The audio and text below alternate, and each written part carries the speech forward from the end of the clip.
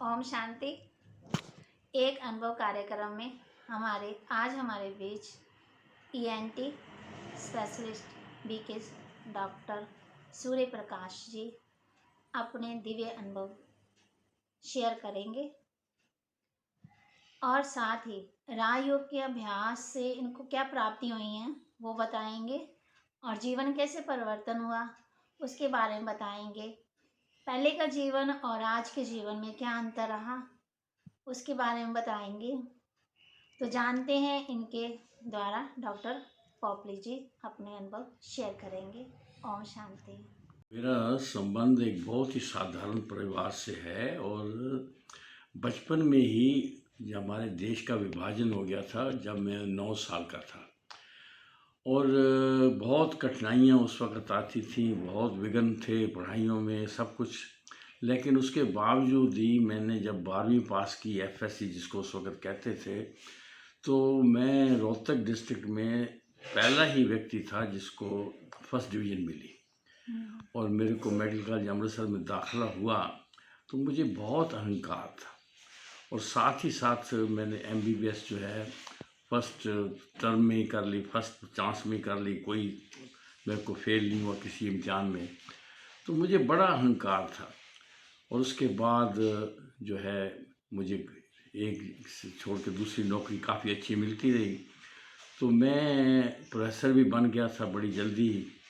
तो जब प्रोफेसर बना तो मुझे उसी डिपार्टमेंट में, जहाँ पर कि मैं पहले स्टूडेंट था मेडिकल कॉलेज अमृतसर में, वहाँ पे जब हेड ऑफ डिपार्टमेंट बना तो मुझे बहुत ही अहंकार रहता था।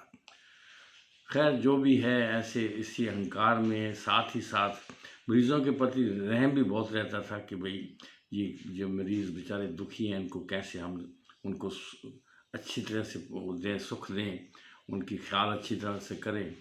खैर जैसे भी था, दोनों तरीके से थे, कुछ लालच भी था, साथ में कुछ ना कुछ उनके प्रति सहानुभूति भी होती थी। तो इसी बीच में हमारी डॉक्टर किरण बहन है जो इस समय विश्व शांति भवन में हैं। तो उस वक़्त वो मेरी स्टूडेंट थी, 92-93 की मैं बात कर रहा हूँ। तो किस प्रकार से उसने मेरे को सबसे पहले ब्रह्मा कुमारी का परिचय दिया। लेकिन मैं कोई ज़्यादा उससे प्रभावित नहीं हुआ था और ख़ास करके जब भी कभी आती थी तो मैं कहता था तुम पढ़ा करो, ये जो है पता नहीं तुम किस तरफ लगी हुई है, मुझे नहीं पता, लेकिन ये फजूल की बातें छोड़ो, पढ़ा करो। लेकिन वो फिर भी आ जाती थी। तो मेरा उसके प्रति जो भी था व्यवहार कोई अच्छा भी नहीं था।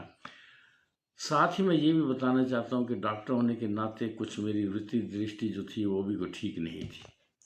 तो इस प्रकार से अब वो क्या सोचती थी, तो उसने कई दफ़ा मेरे को कहा कि आप सेंटर आइए, लेकिन मैं कभी सेंटर पे आने के ख्याल ही नहीं किया और ना ही मुझे कुछ उससे, जैसे मैंने कहा कि कोई प्रभावित नहीं हुआ था। तो मेला जो है वो लारस रोड पे ही, जो नेहरू कॉम्प्लेक्स है वहाँ पे लगा था। तो उसने बताया कि वहाँ पे हम लगा रहे हैं तो आप ज़रूर आना। और साथ ही मैंने सोचा कि ये कुछ मेरे से सहयोग मांग रही है। तो मैंने उसको पता नहीं कितने उस वक़्त मेरे पर्स में पैसे थे, तो मैंने सारे के सारे बटुआ ही खाली कर दिया उस वक़्त उसका। तो बड़ी पहले तो ये हैरानी होगी कि उसको कि मैं इस पैसे का क्या करूं। तो मुझे बड़ा गुस्सा है, मैंने कहा भाई मैंने पैसे दे दिया, अब तू जो कुछ करना है कर। तो फिर उसने कहा इसका लिटरेचर छपवा लेंगे। पता नहीं उस वक्त जो कुछ भी बोलती रही, मुझे नहीं पता था कि अज्ञानियों का जो है पैसा ये भोजन में या आश्रम के उसमें नहीं लगाते। खैर जो कुछ भी है, इसने वो पैसे ले लिए मेरे से और मुझे भी नहीं पता कितने थे मेरे में। तो उसके बाद उसने फिर मेरे को कहा कि आप आना ज़रूर। तो जब मेला ख़त्म भी हो गया, हफ्ते बाद वो फिर आ गई मेरे पास, आप आए नहीं। तो मुझे बड़ा गुस्सा आया, मैंने कहा मैं गया था, कहते नहीं आप नहीं आए थे। तो मैंने उसको वैसे ही गुस्से में कहा कि क्या तुम वहाँ पे चपरासी का काम कर रही थी, चौकीदार के काम कर रही थी, कि तुम्हें सबका पता है। तो वो चुप रही बेचारी। तो वो तो मुझको बाद में पता लगा कि किस प्रकार से यहाँ पर हर एक व्यक्ति के साथ जो है इंट्रोडक्शन लेके उसको पर्सनल अटेंशन देते हैं। तो इस प्रकार से मेरा ये जो शुरू का जो मेरा इस संस्था के साथ वो रहा, एक किस्म का क्या कहना चाहिए, अ, तालमेल, सहयोग, सहयोग, तालमेल जिसमें कह लीजिए। मेल तो जोल। हाँ, तो मेरा कुछ वो अच्छा नहीं था। हम्म, लेकिन फिर भी जब आई तो कहती आप आना सेंटर पे, तो फिर भी उसको मैंने 2 दफ़ा टाल दिया। तो फिर काफ़ी दफ़ा जब आई तो मैंने कहा कि चल भई अपना अहंकार छोड़, अब ज़रा इतनी बार आई है तो इसका भी सम्मान रख। तो मैं एक दिन आ भी गया यहाँ पे। लेकिन जब पहली दफ़ा आया तो फिर मेरे को यही था कि भई ये संस्था बहनों की है, और मेरी उस वक़्त जो युगल थी वो काफ़ी बीमार चल रही थी, और इसलिए मैंने सोचा कि पता नहीं लोग क्या कहेंगे। तो फिर भी जैसे मैं आया और वापस चला गया, सेंटर नहीं आया। फिर उसके बाद अगले दिन फिर आ गई, तो फिर मैं जब आया तो पहली दफ़ा मैं जब आया था, ये मेरे ख्याल में यहाँ पे राखी का फंक्शन था, मेरा अपना ख्याल है, मुझे याद नहीं है। और यहाँ पे दादी चंद्रमणि जी आए हुए थे उस वक़्त। खैर उनको मैं तो नहीं जानता था। तो किस प्रकार से उनके साथ मेरा पहली दफ़ा जो है संबंध जो मेल हुआ, वो बड़ा ही विचित्र सा था। तो उन्होंने मेरे परिवार के बारे में पूछा, तो मैंने बताया कि किस प्रकार से मेरे 3 बेटे हैं, और मेरी मिसेज़ जो है वो अभी तक बीमार चल रही है। तो उन्होंने एक बड़ी विचित्र सी बात कही मेरे को कि तू तो कुमार है, तेरे बच्चे कैसे पैदा हो गए। मैं बड़ा हैरान हुआ। मैंने कहा भाई इस बुढ़िया को मैंने बताया ही है कि मेरे 3 बेटे हैं, और फिर ये कहती है कि तू कुमार है। मैं चुप रहा। तो फिर उसके बाद चाय चुई बड़ी अच्छी पिलाई। फिर उसके बाद जब कभी बुलाते तो मेरे चाय मिलती थी, तो मैं बड़ा खुश हो जाता था, चलो चाय बड़ी अच्छी मिलती है। तो मैं फिर यहाँ पे चाय पीने के लिए ही मेरा ख्याल में आ जाता था कभी स्नेह कभी। के बंधन में बंध गया ना। हाँ जी, स्नेह के बंधन में हाँ है जी। ना। तो वो ये ज़रूर है कि यहाँ पर जो मैंने वो स्नेह देखा, प्यार देखा, वो मुझे बहुत ही खींच रहा था। और बहनों का जो साफ सुथरा जो यहाँ पे चरित्र था, वो भी मेरे को बड़ा प्रभावित करता था। सारा का सारा यहाँ का वातावरण जो है, तो इस प्रकार से मैं चलता रहा। तो ज्ञान मैंने कभी सुना नहीं, सीधी बात है। मैंने कहा ज्ञान मैंने कभी नहीं सुना, बस चाय पी के चला जाता। कभी ये नहीं सोचा कि मैं क्यों आके यहाँ पे चाय पी के जाता हूँ। मेरा ख्याल है कि मैं कई दफ़ा आया सिर्फ चाय पीने के लिए। तो इस प्रकार से ये जो है मेरा आना जाना रहा। फिर एक दफ़ा मुझे याद है कि मुझे राज भाई जी ने कहा कि आप सुबह आ जाया करो। तो मैं जल्दी उठने का आदी था, 4 बजे उठ जाता था। तो मैंने कहा मैं तो बड़ी जल्दी उठता हूँ। तो उन्होंने कहा कि आप जितने भी जल्दी उठते हैं कोई बात नहीं आप। तो ये तो मेरे को बाद में पता लगा कि यहाँ पे अमृत वेला बड़ी जल्दी होता है। तो फिर मैं सुबह आना शुरू किया। तो सुबह पे जब सीधा मुझे क्लास में बिठा दिया गया, तो क्लास में भी मैंने कोई ख़ास मुझको समझ नहीं आती थी। आपके 7 डेज कोर्स नहीं हुआ? ना ना ना, 7 अच्छा, डेज मेरा अच्छा। कोर्स कोई नहीं हुआ, किसी ने नहीं कराया। अच्छा। मेरे को आदर्श बहन जी ने थोड़ी देर पहले जो है कुछ समझाने की कोशिश की, तो मेरे को कुछ समझ नहीं आया। तो उनको ने भी ज़्यादा उन्होंने मेरे से कुछ वो नहीं किया, तो छोड़ दिया मेरे ख्याल। तो फिर मैं क्लास में बैठने लगी। क्लास में ज़रा थोड़ा सा ये जो था कि भाई अभी ये गिरावट का समय है, ये है, तो ये मेरे को ज़रा अच्छा लगा कि हाँ मेरा भी अनुभव यही था कि हम सोचते थे कि हम तरक्की कर रहे हैं, लेकिन मेरा अपना अनुभव यही था कि हमारे मरीज़ जिनको इस अस्पताल में जिसमें मैं काम करता था, उसमें खाना पीना दवाइयाँ सब उनको फ्री मिलती थी। लेकिन जब मैं रिटायर होने जब वक्त था 1996 के, क्योंकि ये मैं बात जो कर रहा हूँ आप यहाँ पे 1992-93 से मैं शुरू हुआ, तो उस वक़्त मैं यही देखता था कि किस प्रकार से जो मरीज़ हैं वो उनको हम दवाइयों की लिस्ट पकड़ा देते थे। तो मुझे वो बड़े हैरान होते, वो उसी दवाइयों के कारण भी ख़र्चा उनका ज़्यादा बढ़ता था। तो इसलिए वो एक तो बीमारी से परेशान होते थे, दूसरा उनके ऊपर ख़र्चा भी होता था। और मुझे लगता था कि हम ठीक नहीं कर रहे, लेकिन हम सोचते थे कि सब कहते थे कि हम उन्नति कर रहे हैं, तरक्की कर रहे हैं। तो मैं भी यही सोचता था ठीक है तरक्की हो रही है। तो जब यहाँ के आके पता लगा कि किस प्रकार से ये जो है गिरावट की तरफ जा रहा है समाज, तो मुझे बड़ा अच्छा लगा। क्योंकि मैं इस तरीके से तो बड़ी जल्दी सहमत था कि ये जो है समाज उन्नति नहीं कर रहा, ये उल्टे तरफ ही जा भी रहा है। अंदर से हो रहा था ना कि आपको कि आत्मा की उन्नति होनी चाहिए, है ना? है जी। ना आत्मा की उन्नति होनी चाहिए, है ना? आत्मा की उन्नति तो आत्मा के बारे में मेरे को कुछ नहीं था, मैं अपने आप को शरीर के आधार पर ही चला रहा था। आत्मा को तो यहाँ पे ही आके ज्ञान मिला कि किस प्रकार से आत्मा ही जन्म लेती है, तो शरीर जो है वो मिलता है। भले ही मैं जाता था जब कोई शरीर को छोड़ता था, उठाला या ऐसी जो रस्में होती हैं, तो लेकिन मुझे जो आत्मा की बात होती थी, लेकिन हमें कुछ समझ नहीं आती थी, सीधी बात है। तो यहाँ पर आकर फिर ये जो पता लगा, उसके बाद मैंने कुछ काफ़ी किताबें, क्योंकि पढ़ने का मेरे को शौक़ काफ़ी है, तो फिर मैंने किताबें ली और पढ़ा। तो अपने आप ही जो कुछ भी है 7 डेज़ का कोर्स जो है, जैसे आप यहाँ पे कराया जाता है, और न करने के बावजूद मेरे को ये समझ आने लग गई थी कि तो आपका किस माने कि कैसे जीवन में परिवर्तन आया? पहले तो सुना है कि आप का सब कुछ बहुत खाते गंदी पीते वृत्ति थे। दृष्टि थी, बिल्कुल मैं वो बताता हूँ। तो इसी बीच में ये क्या हुआ कि एक दफ़ा मैंने जैसे कहा कि चाय मैंने बहुत पी रखी थी, तो एक दफ़ा मेरे को आदर्श बहन जी कहते हैं कि आप मधुबन चलिए। तो मैंने वैसे ही स्वाभाविक रीति से हाँ कर दी। मुझे पता ही नहीं था कि कैसे वही मधुबन का उन्होंने बताया था कि हेडक्वार्टर है हमारा, क्योंकि वहाँ पे उनके पास एक टिकट थी जो किसी और की थी, उसका प्रोग्राम कैंसिल हो गया था। तो फिर उन्होंने कहा कि आप चलिए, तो मैं किसी और के नाम पे जो है मैं गया माउंट आबू में। तो वहाँ पे जाकर के मैं ऐसा कहूँ कि भाई पहली दफ़ा मेरे को कुछ अनुभव हुआ कि ये कुछ संस्था बड़ी ऊंचे चरित्र वाली है, क्योंकि जैसे मैंने बताया कि मेरी दृष्टि वृत्ति गंदी ही थी।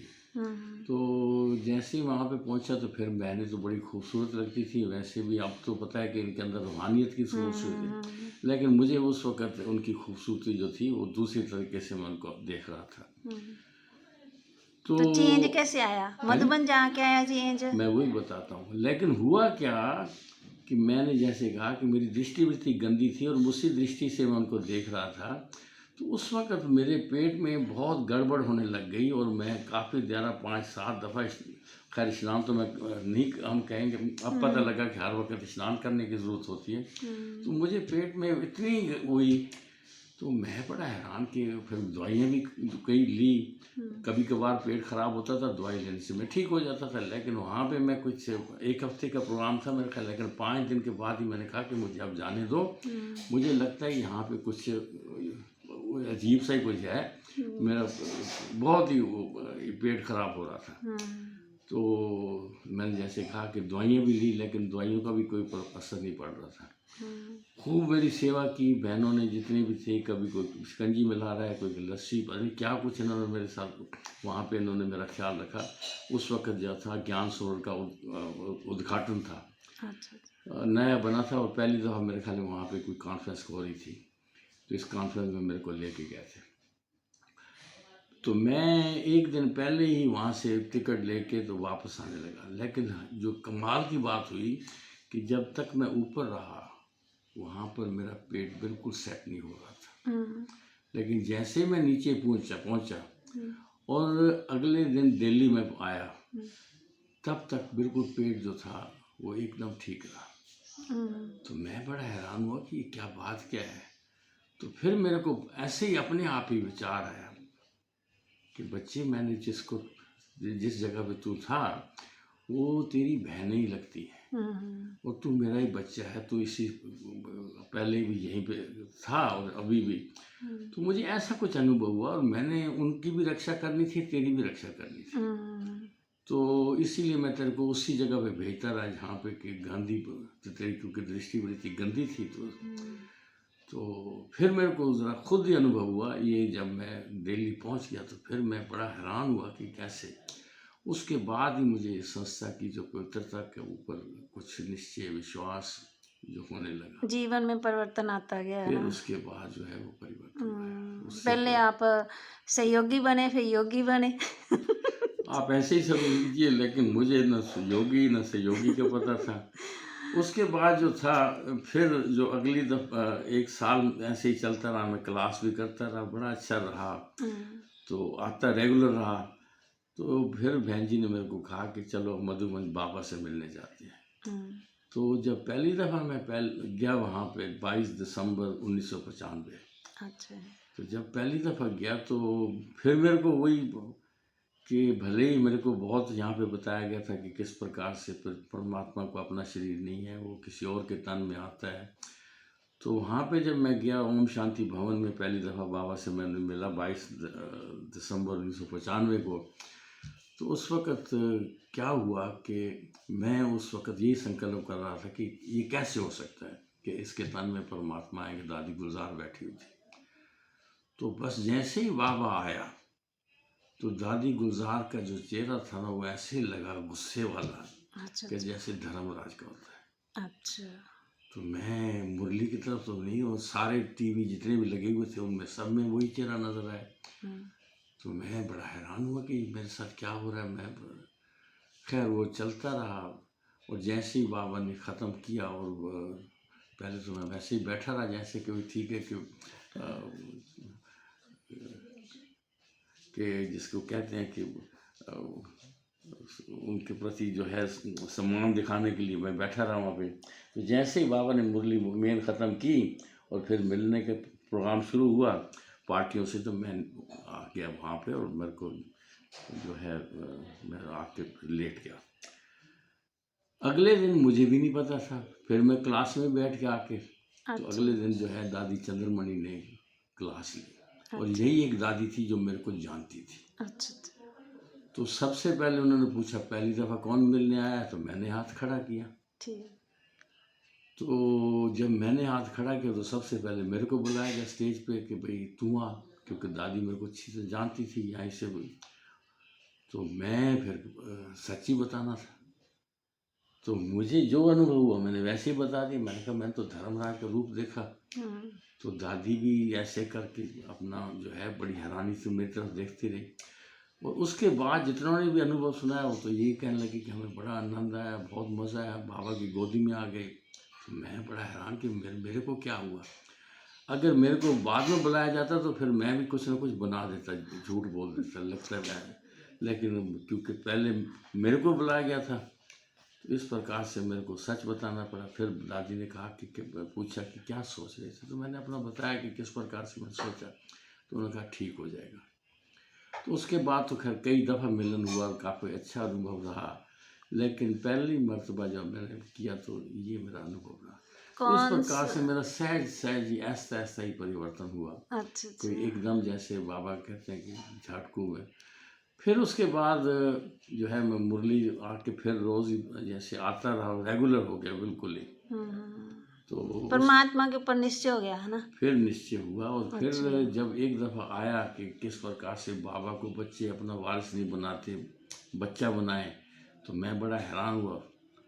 तो फिर मैंने बहन जी से पूछा, तो इतना तो मुझे लग गया था कि ये संस्था जो है ये सच ही के रास्ते पे है। यहाँ पे सत्य सत्य बाप जो है सत्य ज्ञान दे रहे हैं। ये समाज गिरावट की ओर जा रहा है, कैसे सत्य की दुनिया लाने के निमित्त ही पिता परमात्मा आते हैं और हमें सहयोगी बनाते हैं। तो ये सारी बातों पे विश्वास जब हो गया तो उस वक़्त फिर मेरे दिल में यही आया, क्योंकि मेरे तीनों बेटे, जो 2 बेटे अमेरिका में रहते हैं, एक भी बड़ा अफ़सर है जंगलात के महकमे का। तो फिर मैंने यही सोचा कि अब इसी को ही संस्था को ही देना है कि बाप को इतना जो है। तो फिर मैंने एक मैंने बच्चा बना लिया आपने ना। बच्चा बना लिया। फिर मैंने उसी वक्त विल भी लिख दी हम्म, कि सब कुछ बाबा को मिले।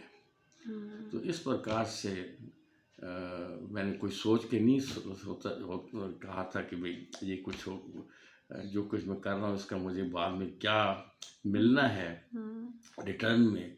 लेकिन वो भी अद्भुत सी बात है कि जब विश्व शांति भवन जब बन गया तो दादी जानकी जब आई, दादी जानकी जी आए मार्च 30 मार्च को 2003 में उद्घाटन हुआ था। तो जब दादी आई तो जैसे यहाँ की है रस्म कि बहन जी से पूछा गया कि किस किसने सहयोग दिया है। तो वैसे तो भाई मेरा सहयोग कोई ज़्यादा नहीं था, लेकिन मैं इतना था कि जितना भी मेरे पास था मैं सब इधर ही लगा रहा था। तो बहन जी ने बड़े ही फराख दिली से जो कहा कि मेरा कोई सहयोग है ही नहीं इतना, मैं जितना कि बहन जी ने उस वक़्त दादी को बताया कि किस प्रकार से मुख्य भाई तो यही है, बाकी तो सहयोग सबने दिया है। हम्म, तो दादी ने फिर एकदम कह दिया, पता नहीं, मैं भी ये भी हैरान हूँ कि इसको फिर समर्पित कर लो। अच्छा अच्छा। तो जब दादी ने कहा उनको कि मेरे पास एक सर्वेंट था कि पिछले को 40 बहुत सालों से मेरे साथ चल रहा था, 1972 से मेरे साथ था, अच्छा। और 2018 में आकर के वो फिर मैं उसको जो है छुट्टी दी, कोई बूढ़ा हो गया था जैसे भी है, उसके अपने बच्चे भी बड़े हो गए थे, तो फिर उसने, तो मैं जो था उसको घर से खुद नहीं कहना चाहता था कि तुम चला जा।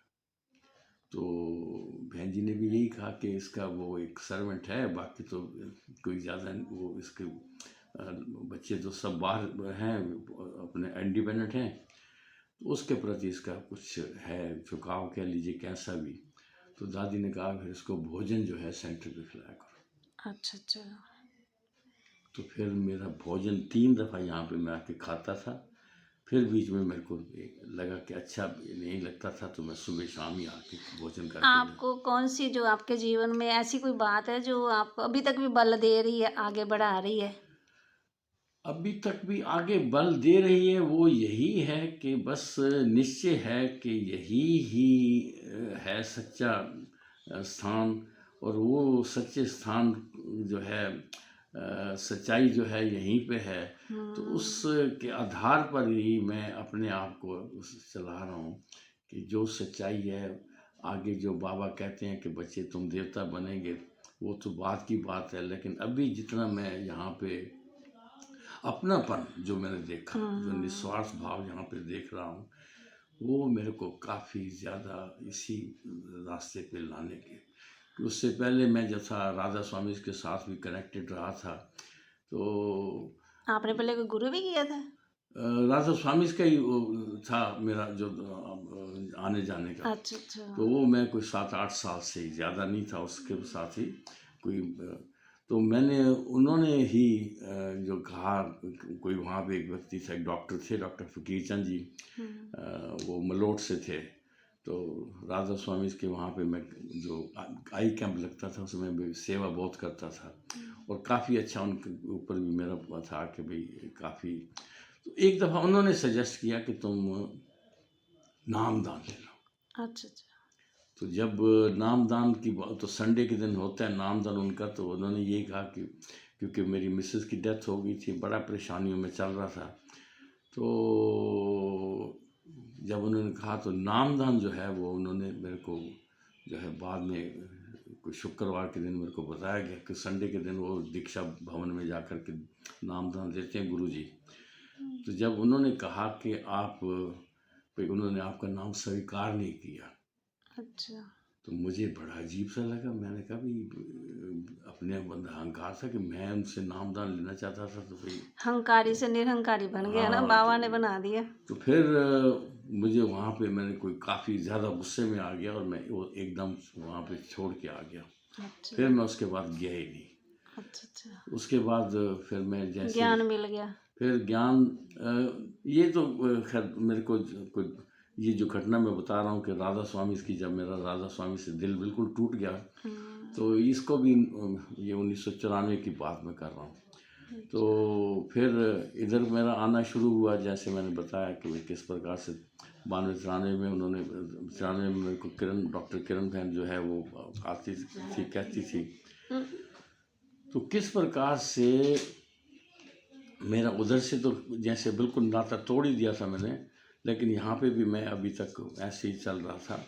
तो फिर जैसे बाबा ने अपना सफल किया ना, वैसे आपने भी सफल कर दिया। हाँ जी का पाठ तो है ना। बाबा ने ये तो बाबा की कृपा है। मैं तो जो कई हमारे दफ़ा सोचता हूँ डॉक्टर जी, कि जो हमारे नए भाई बहन हैं, उनको आप क्या संदेश देना चाहेंगे? वो संदेश यही है कि निश्चय पूरा रखो, हम्म, कि यहाँ पे जैसे बाबा कहते हैं कि निश्चात्मिक आत्मा ही है जो है वो ही आगे चल बढ़ सकती है। तो निश्चय यही है कि बाबा ही सत्य है। बाबा खुद आकर के यहाँ पर ब्रह्मतंत्र के द्वारा जो है अपना ज्ञान दे रहा है। और ये दुनिया बदलनी है, न बदले हो नहीं सकता, होनी ही है। अब तो खैर सारा कुछ ही जो है मेरे ख्याल हर एक के प्रति सामने ही आ रहा है कि किस प्रकार से ये दुनिया जो है गिरावट की ओर जा रही है। तो पहले तो मैं यही सोचता था कि सचमुच दुनिया तरक्की करती जा रही है। पहले ही मेरा अपना वो भी दूसरा भी अनुभव था, लेकिन जो साइंस ने तरक्की की थी, तो अभी तो खैर पता लग रहा है कि किस प्रकार से, जैसे बाबा कहते हैं कि जितनी भी तरक्की है इससे कुछ ना कुछ समस्या ही आनी है। कुछ समय के लिए सुख देगा, बाद में दुख ही दुख है। तो अब तो खैर सब लोग मान रहे हैं कि किस प्रकार से, क्योंकि मैं कईयों को फिर ज्ञान भी जब सुनाता था तो अब वो भी मानते हैं कि हाँ आप ठीक कहते थे। हाँ, जैसे मैंने कहा कि भाई मैं 95 में आया, 94-95 में आया, और फिर उसके बाद लोगों को भी ज्ञान देना शुरू किया, लेकिन लोग जो है खास करके पवित्रता के ऊपर, और मेरे को भी लगता था कि पवित्रता जो है ये कोई ठीक नहीं है, लेकिन ऐसा ऐसा उसके ऊपर भी मेरा पूरा विश्वास हुआ। तो जैसे आप डॉक्टर भी हैं, कहते हैं ना खाने पीने की शुद्धि, है ना, तो कैसे की आपने खाने पीने की शुद्धि? खाने पीने की शुद्धि तो बहन जी मैं बड़ी विचित्र सी बात ये है कि खाने पीने की शुद्धि तो अपने आप ही होगी जब मेरे को खाना ही है तो मिलने शुरू हो गया। तो नहीं, कोई ज्ञान में आने की कोई मुश्किल नहीं आई आपको? कोई परिस्थिति जगह से कैसे पार की आपने? नहीं परिस्थिति कोई नहीं, क्योंकि मेरे साथ कोई था ही नहीं ना। मेरे ना मिसेस की डेथ हो गई थी, और बेटे जो थे वो 2 बाहर रहते थे। एक वो भी जंगलात के महकमे का जो अफसर है, वो शिलांग में काम करता है। तो इस प्रकार से मेरे को कोई भी वो नहीं थी। लेकिन अगर कोई रुकावट थी या कोई विघ्न था या कोई भी वो मेरे अपने ही जो पिछला जीवन था, विकारी जीवन, वो कई दफ़ा मेरे को याद आता रहता था। और जैसे कोई शारीरिक बीमारी भी आती है, कुछ भी आती है, तो उसके लिए क्या करते हैं? नहीं, मेरा ऑपरेशन भी उसके बाद 2-1 ऑपरेशन भी हुए जो भी ये बीमारी। लेकिन ये नहीं कि बीमारी आए तो इसके मैं संशय आने लग जाए ज्ञान पे, नहीं। ज्ञान बिल्कुल परफेक्ट है, एक्यूरेट है, इसमें मेरे को कोई दो राय नहीं है। 100% इस बात पे मेरा पूरा निश्चय विश्वास है कि ज्ञान जो है एकदम परमात्मा ही दे रहा है, निराकार दे रहा है, और वो ब्रह्मा के तन में आकर ही देता है। जैसे सुनते थे कि ब्रह्मा स्थापना करता है, लेकिन ब्रह्मा द्वारा जो है परमात्मा स्थापन कर रहा है, ये 100% ठीक है। और आने वाले जो हैं इवेंट्स जैसे जैसे अब अनफोल्ड हो रहे हैं, उसमें तो मेरे ख्याल में कोई दो राय नहीं रह जाती कि परमात्मा का ज्ञान ही सत्य है, और हमें अपने चित्र को कैसे ऊंचा उठाना है, अपने अंदर कैसे दैवी गुण धारण करने हैं। क्योंकि ये तो है ही सी कि सत्य त्रेता की हम बातें करते हैं, लेकिन उसमें जैसे बाबा भी कई दफ़ा कहते हैं कि राम और रावण को मिला दिया, कृष्ण और कंस को मिला दिया। तो ये जो हमारे शास्त्रों का जो उल्टा ज्ञान हमें पहले लगता था कि भाई जो भी गलत काम कर रहे हैं उसके प्रति फिर तुम्हें लगता था कि शास्त्र में जब कहते हैं कि हमारे देवता भी ऐसे ही करते थे, तो थोड़ा सा अब जो है बिल्कुल इस पे निश्चय है कि बाबा आकर के जिस प्रकार से एक ऐसी दुनिया बनाना चाहता है जिस दुनिया में किसी प्रकार का ही विकार नहीं होगा। तो ये बिल्कुल विकारों पर विजय प्राप्त करने के लिए, जैसे ईर्ष्या, नफरत है, गुणों को धारने के लिए कुछ छोटे से टिप्स बता दे छोटी सी टिप्स जी वो यही है कि पुरुषार्थ अपना ही करना पड़ता है। हमें पहले निश्चय होना चाहिए कि ये जो है दुनिया बदलनी है, क्योंकि सबसे पहले तो यही लोगों को है कि अभी दुनिया ऐसे ही चलती रहेगी। तो इस पे तो कोई वो नहीं है, तो इसमें तो कोई संशय नहीं है कि दुनिया बदलनी है। सत्य की दुनिया थी, अभी फिर आएगी, क्योंकि हम वैसे तो शास्त्रों में लिखा हुआ है कि किस प्रकार से भी दुनिया जो है वो ऐसी वो साइकिल है। लेकिन जैसे सिख लोग कहते हैं, क्योंकि मैं जो जपजी साहब का पाठ बहुत करता था पहले भी, तो उसमें जैसे आता है कि चिंता ताकि कीजिए जो अनहोनी होए। तो इसका क्या मतलब है? इसका मतलब ही यही है कि ये सृष्टि चक्कर घूमता रहता है। तो ये जो है मेरा काफ़ी अच्छा रहा कि किस प्रकार से ये सृष्टि चक्कर है, चलता है, और सतयुग त्रेता होता है, जो सतयुग की दुनिया माना बच्चे ने जन्म लेना फिर बूढ़ा होना, फिर जन्म लेना फिर बूढ़ा होना, है ना, ऐसे चलता रहना ना। ये नहीं, उनकी तो यही मानना है, लेकिन अभी पता लगा कि किस प्रकार से वो भी समय था जिन देवताओं की हम पूजा करते हैं वो इस धरा पर होके करके हैं। पहले हमारा यही ख्याल था कि वो पता नहीं कहाँ के वासी हैं, लेकिन अब पूरा निश्चय है कि वो भी यहाँ पर इस धरा पर ही पाठ बजा करके है। तो इस प्रकार से जैसे कहा कि किस प्रकार से परमात्मा के आने का भी जैसे है, वो भी शास्त्रों में लिखा हुआ है कि परमात्मा आता है। गीता में भी स्पष्ट है, और गुरु ग्रंथ साहब में खास करके जो मेरे को एकदम लगी जो लाइन, कई दफ़ा मैं सोचता था कि ये कौन है, आदि अंत एक को अवतारा सोई गुरु समझे हमारा। तो ये है सत्य सतगुरु की तरफ जो इशारा है, किस प्रकार से जो सच्चा सतगुरु है वो उसको आना पड़ता है, उसको एक दफ़ा अवतार लेना पड़ता है। तो ये चक्कर का ज्ञान, दैवी गुणों का ज्ञान, ये भले ही हम चारों तरफ जब देखते हैं तो दैवी गुण अपने अंदर धारण करने में कई दफ़ा जो मेरा इतना नुकसान हुआ, और मैं एक दफ़ा क्या हुआ था कि नई गाड़ी ली थी, और गाड़ी जो है मेरे से 3 लड़कों ने छीन ली थी पिस्टल के पॉइंट पे।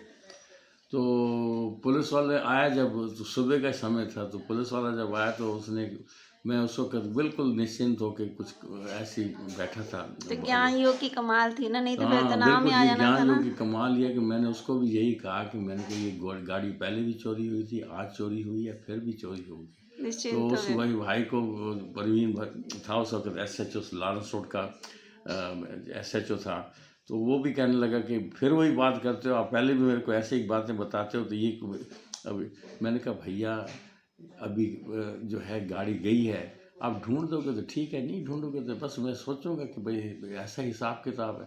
तो ये बहुत ही ज्ञान श्रेष्ठ है जो कि हमें तनाव से मुक्त रखता है, परेशानी से मुक्त रखता है, क्योंकि हर चीज़ जो है बाबा कहते हैं कि हो रही है।